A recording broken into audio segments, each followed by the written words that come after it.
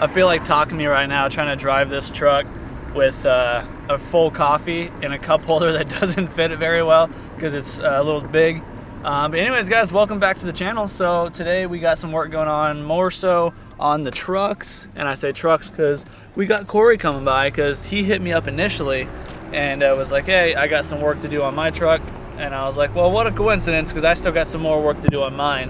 And so we're kind of having a truck bro day.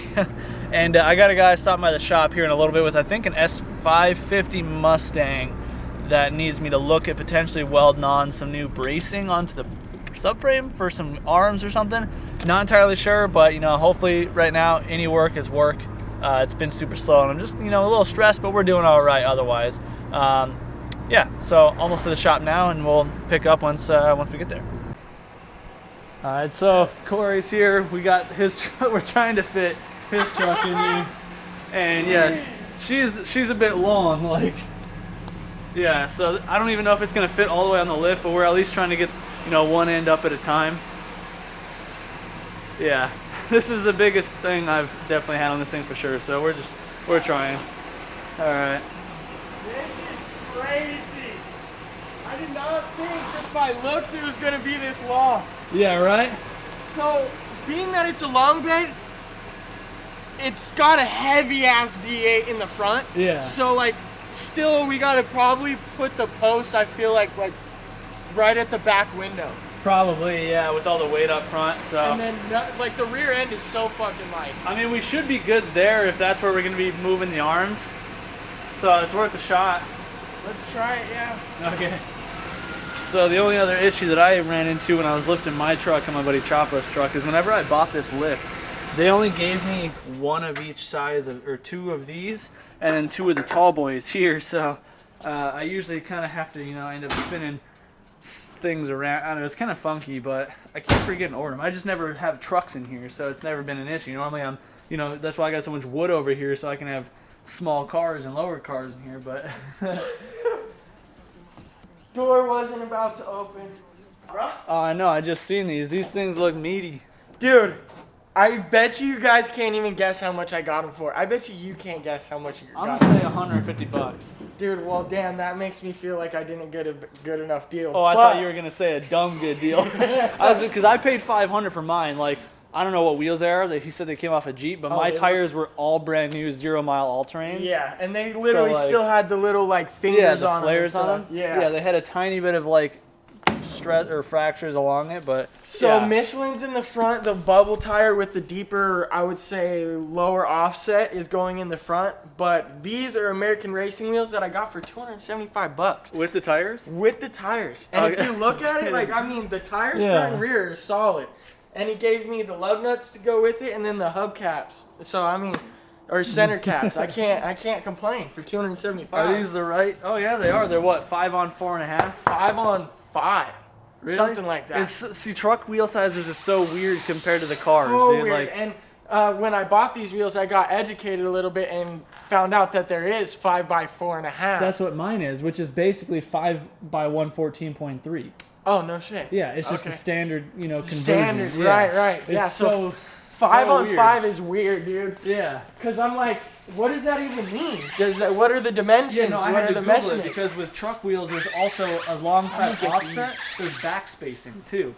Oh, no shit. Yeah, so I had to Google what backspacing was, and I was trying to spec my wheels to see if those ones that I bought on OfferUp were even gonna fit. So check this out. So a regular tire size, the tire sizes, and we all know. Oh yeah, no, these ones on trucks and big stuff, they go by the inches and stuff. Usually. Yeah, so these ones, I didn't even know what the hell I was looking at. It's a 31 by 10.5 rim size 50. I'm guessing it's 10.5 wide and it's 31 overall diameter. Yeah. But I'm like, that's so weird. Why? Yeah, it's so weird. Yeah, because obviously these sizes, the normal ones are all in millimeters, which I get metric, but yeah, it's so weird.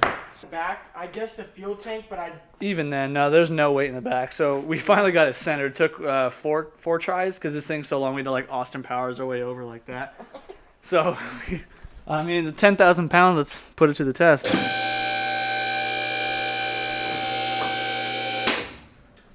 Give her a little. Oh yeah. She all right? I mean, we just won't go all the way up just to be safe. But no, we don't need to anyways, because actually, this is actually the scariest part of the whole ordeal is that spring is still under pressure all the time. So when we disconnect it, like we have to take the wheel off, put a jack under there to simulate it being on the ground, loosen the ball joint, and take the upper control arm off, and then slowly release it. Because if you don't, that spring will come at you and give you a new... well, I got spring compressors. Oh my God, I thought I was going to have to rent one at AutoZone. No, I have a spring compressor. Dude, this job's going to fly. I need your fancy freaking impact so I don't even have to break it loose. I always tell this kid, it's all about having the right tool for the job. If I've had to use it once, I've bought it. Dude, if my girl could talk, she knows how much I speak about this place and all, like, dude, like, for instance, the fancy tools. Like, dude, there's something in here that does everything. Damn near, like, scratches your back and your nuts all at the same time. Like, it's insane. Insane. Yeah, so, yeah, we're going to try and get cracking on his truck. Let me show you guys what I did to mine, though, really quick. Because, like I said, that Mustang guy should be on his way. He should be here anytime now, so I don't want to pull my truck in yet. Let me show you this neat little thing. So if you guys watched the video where I was putting a bunch of parts into it, I've almost got it completely tuned up now. Still waiting. I got to test the TPS later today because I think I still have a dead spot. But otherwise, I got my EGR that I'm going to swap out with the sensor. And I got new shocks in the rear on the way because the fronts were already done. But something that bothered me about this truck is that it didn't come with a tack. So what I did is I went to the junkyard yesterday and I got a cluster from Ford Explorer, so from a 97. And then it turns out this bottom plate here, where it would normally say park, reverse, neutral, drive, all that stuff, that's just a clip. So I just unclipped the, the stock auto one and just put in my block off plate from my cluster. Now she works perfect, got an actual functional tack. But my issue that I'm still having is my speedometer still doesn't work. So I got the cluster mostly, A, for the tack, but also because I thought I had a bad cluster because I changed my diff sensor, my VSS, and the pigtail, and I still have no speedo. But now after doing some more reading, there's something behind here called a gem module. So I gotta take this all out to get this all out anyway. So basically today for myself, I'm gonna try and test some wires going from here to here, and then hopefully if it's working the way I think it will, if that piece back there is partially bad to where it's not sending signal to here, I can just cut the wire from there and just run it directly to the cluster, and that should work for me. I don't know, I'm just spitballing here, but yeah, I got a freaking Explorer cluster in my Ranger, and it looks cool to me. And this thing didn't even get to make it to import face-off because I'm pretty sure now, after doing some testing, because I ran into an oil leak that would have stopped me anyway, but I think the slave cylinder died on this thing. Instead of the master, praying it's a slave cylinder, but this thing's kind of stuck here. But anyway, that's not the topic of today's video. Let's get cracking on helping this boy. We strictly claim the title fabricators, not mechanics. So for sure. I got my twirly bird stand holding the front of the truck up just for extra safety. We got this. It's pretty darn well balanced. But so we're going to start with the rear end stuff first because that's a little bit easier. So as we understand it, he's got like the spacer puck thing. So unbolt these and then, this is going to drop. So we're trying to just use the spare tires to, support the diff since I only have the one stand. And I don't know. Let's see how this goes. Oh, I had a nail in this tire. You got some new ones, huh? Oh, hell yeah. Keep going. Right. I just gotta make sure it's on a lock. Yeah, right there's cool. It's just not on a lock yet. Oh, got you. And it could even be close because if it drops. Okay, now it's on a lock.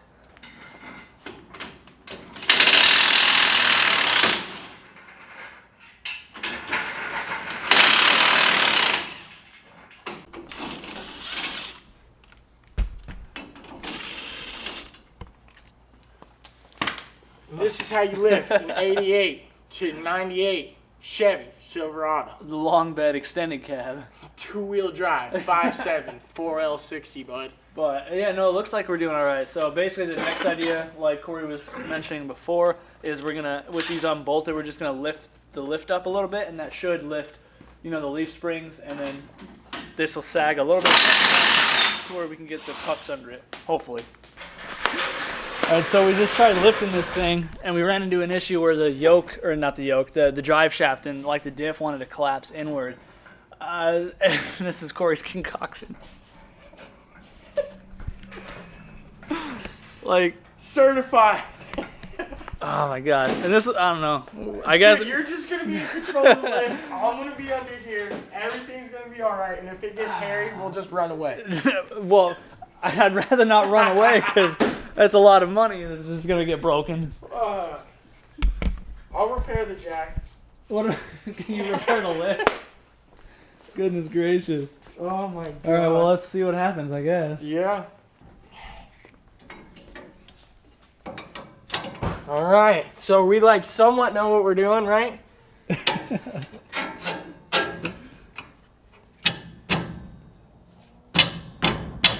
All right, maybe. Just need a bigger hammer, bud. I need the purse. Oh no, I'm scratching the powder coat.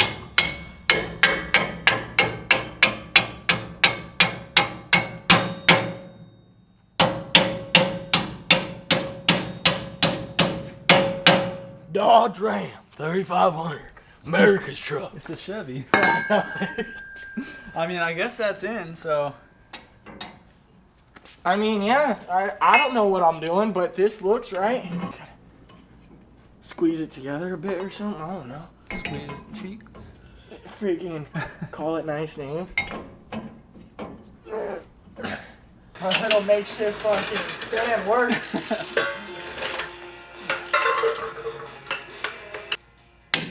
Boy, getting a work in. Well, rear end's all good. You just seen us torque it all down, so that's that was pretty straightforward. But now looking at the fronts, the issue that we're running into is we have to compress the spring. Now I do have a spring compressor. You just can't fit it up in this style. It is kind of hard to see in here, but yeah, there's just no room, at least at the moment, just eyeballing it to fit my spring compressor in here. But the issue is that this is all under tension, so if we try and take any of this apart, it's just going to shoot somewhere, which is only partially dangerous. The bigger issue, who's revving it? You hear that?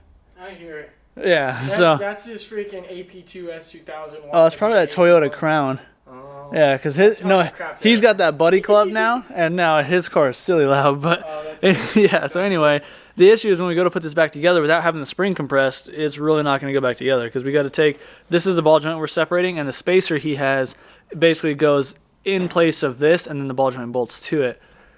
Wait, why do we have to take the spring? Oh, because that goes under the spring. So this catches the spring like that, and then adds the 2 inches where it'll go up into there. Kind of like that. Okay. So that's why the spring's got to come out. If there was some way we could finagle it on the bottom, I would, but that's just not what the form says, nor the directions or anything, so I'm trying to put it on top. But hey, we make our own rules all the time, so we'll figure it out. I mean, the worst case scenario, what we were thinking of is using, the jack or the stand or something, compress the spring like it's under tension or under load, and then maybe tack weld some plates on each side, and then do what we need to do, and then come back and grind those off. Like, redneck, sketchy, ghetto, but it might work if we need to. It's a great idea, Chris. Dude, I remember that song like crazy. Remember that in high school? Like, It was freaking, what is it called? Nipples in Paris? We're keeping it rated, X-rated around here. Bluetooth ready to pair. Shut up. Alright. This is gonna fucking suck. Yeah, my ball joint separator doesn't fit on his hub, so we might just have to either go get a pickle fork, or we might just have to hit it with the purse. Haven't figured it out yet, but I mean, either way, we'll get it.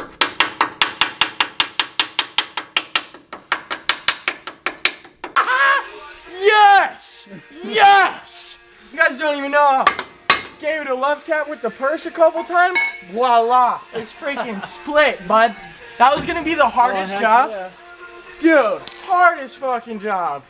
I'm using any tool I can get my hand on to pick this thing up.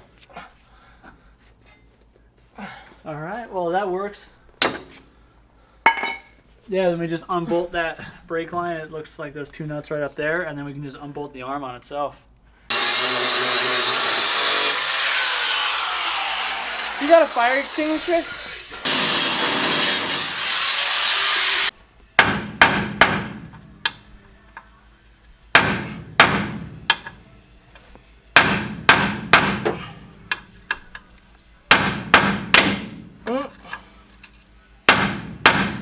Alright, so Corey's making steady progress on the truck, just kind of fighting with those ball joints and cleaning stuff up. So while he's doing that, because it's more of like a kind of a one-man thing. I'm over here trying to sort myself out. So I've been testing, took some welding rod, pinned it in there, measured the resistance, you know, on its own, and I had roughly, you know, 0.3 ohms with the welding rod. So what I did from there is what I was doing. So there's not a really good way to show this. So this black connector right here, this guy, pin number 1, is gray with a black stripe. So it'll be this furthest one to your right there. Basically that wire runs to this connector here, and this box right here that you guys see, this is called the GEM module, the GEM, generic electronic module. Basically controls all the electronics in the truck, so it's easier to diagnose, says Ford, but it's bullcrap. So basically I tested, and from what I understand, if there's any resistance and not 0 ohms going straight across, then you're supposed to be able to just run a jumper wire through, because then the capacitor, the diode, or something inside the gem is bad.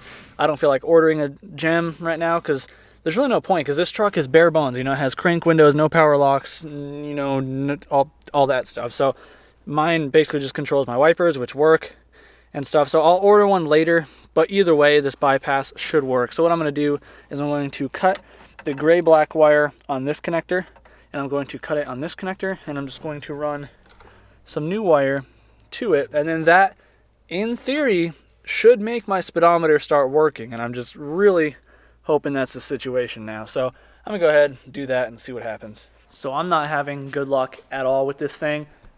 Neither is he. Both of us are having, you know, pretty stressful days with these stupid trucks. So basically the issue I've ran into now is I tested voltage on both sensors, the resistance on both sensors. Both of them have the required resistance, meaning both sensors are good.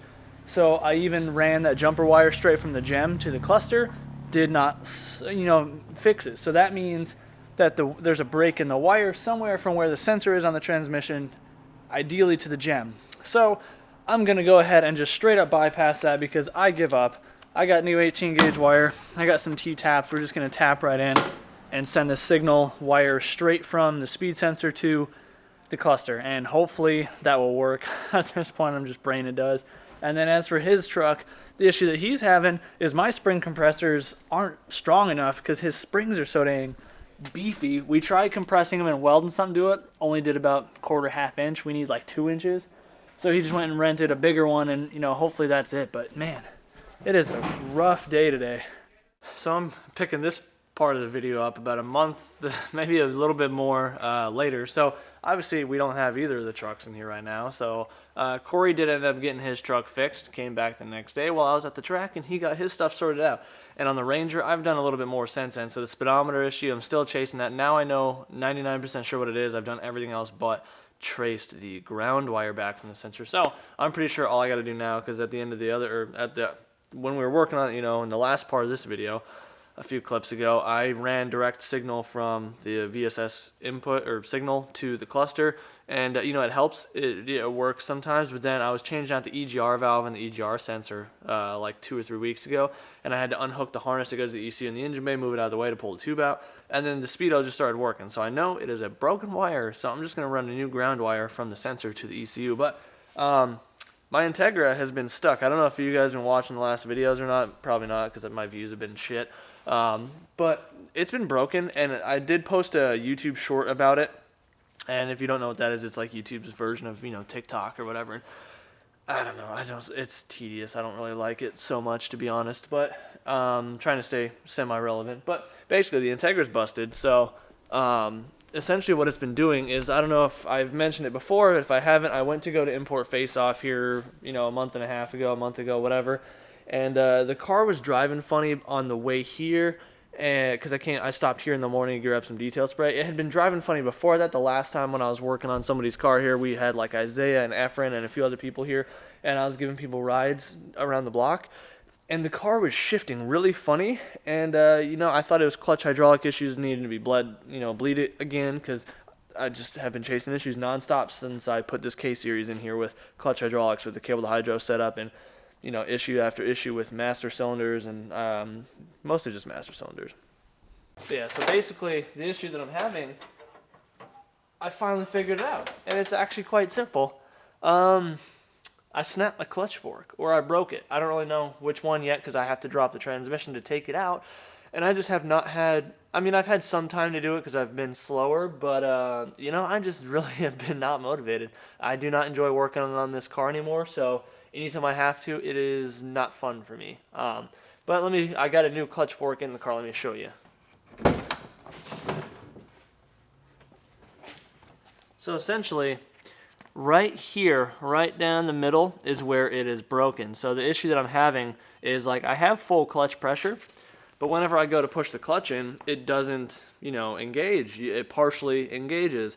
And I was having my girlfriend push it after we were trying to bleed it, and I noticed this end here would be bending, and it would hit the transmission casing. So I was like, that doesn't look right. So it turns out, you know, over time it could have been because of my pressure plate being stiff. It could be because maybe I didn't have enough grease in here. I've heard that the friction can cause, you know, vibrations and issues with that. I don't really know, but simple fix. Now that I know what it is, like, yeah, got to drop the transmission, but I'm more relieved that I know why I've been chasing clutch issues for a while, and it's because this thing has slowly been splitting over time. So basically, that's what we're working with. I'm not too stoked on the whole thing, but thankfully I can just have this clutch, sorry, not the clutch. I can have the transmission out of this car pretty darn quickly. So thankfully I'm not really, you know, heavily concerned with it. I'll get around to it here in the next, probably later this week. I was hoping more to try and plan a day where I can have people come hang out with me.